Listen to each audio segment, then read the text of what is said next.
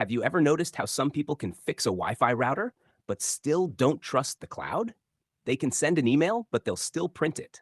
They survived cassette tapes, floppy disks, dial up internet, and now they're being told to update their password again. Let's talk about Gen X, the middle child generation. Not as loud as boomers, not as online as millennials, not as viral as Gen Z, but quietly, they might be the most psychologically interesting generation of all. Gen X, born roughly between the late 1960s and early 1980s, grew up in a very specific emotional climate. No smartphones, no social media, no seen receipts. If you called someone and they didn't answer, that was it. You just didn't know. And somehow, they survived the mystery. A lot of Gen X kids came home to empty houses after school, both parents working, a key around their neck, microwave dinner, MTV playing in the background. They were called the latchkey kids, and that experience shaped something big: independence. Psychologically, Gen X learned early: no one's coming to solve this for me. So they figured things out: how to cook basic food, how to entertain themselves, how to deal with boredom, how to deal with feelings mostly alone. And that created a generation that values self reliance. They don't overshare easily, they don't panic publicly. If something goes wrong, they'll probably say, it's fine, even if it's absolutely not fine. But here's the twist: because they grew up without constant validation, they don't expect it. They're not chasing likes, they're not posting every life update. They're comfortable being slightly invisible. And that invisibility, it made them observers. Gen X tends to be skeptical. They don't automatically trust big promises, big corporations, big hype. They've seen trends rise and collapse. They watched industries change. They saw the world shift from analog to digital in real time.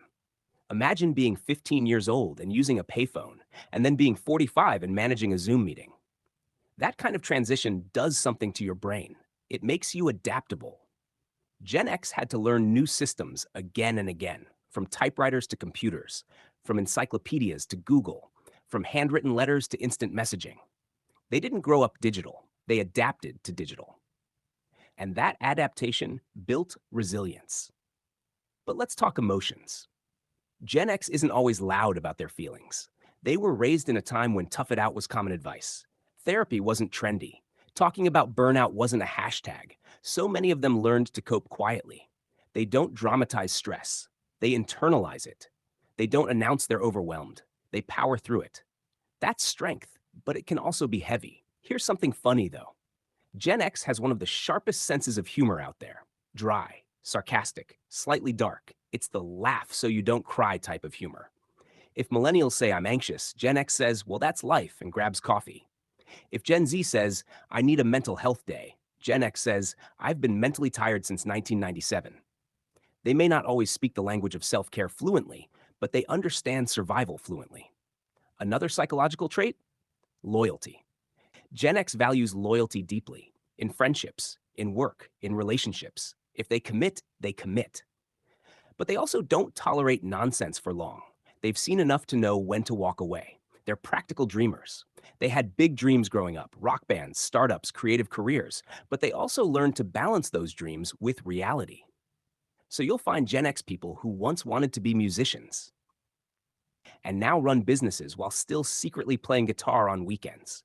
They're the bridge generation. They understand older generations because they were raised by them.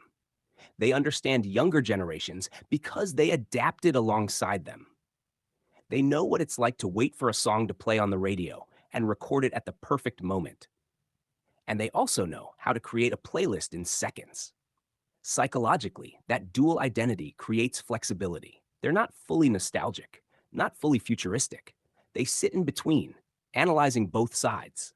And maybe that's why Gen X often feels overlooked. They're not shouting for attention, they're not demanding recognition, they're just handling things. But if you really look closely, you'll see something powerful. Gen X carries quiet confidence, not the flashy kind, not the look at me kind, the I've been through enough to know I'll be okay kind. They survived economic shifts, technological revolutions, cultural changes, and they did it without turning everything into a public announcement. So the next time you see someone calmly figuring out a problem while everyone else is arguing online, there's a good chance you're looking at Gen X. The generation that learned early how to be alone and turned it into strength. The generation that adapted without complaining too much. The generation that might not trend on social media, but quietly keeps the world running. And honestly, in a world that moves fast and posts faster, that kind of steady psychology might be exactly what we need.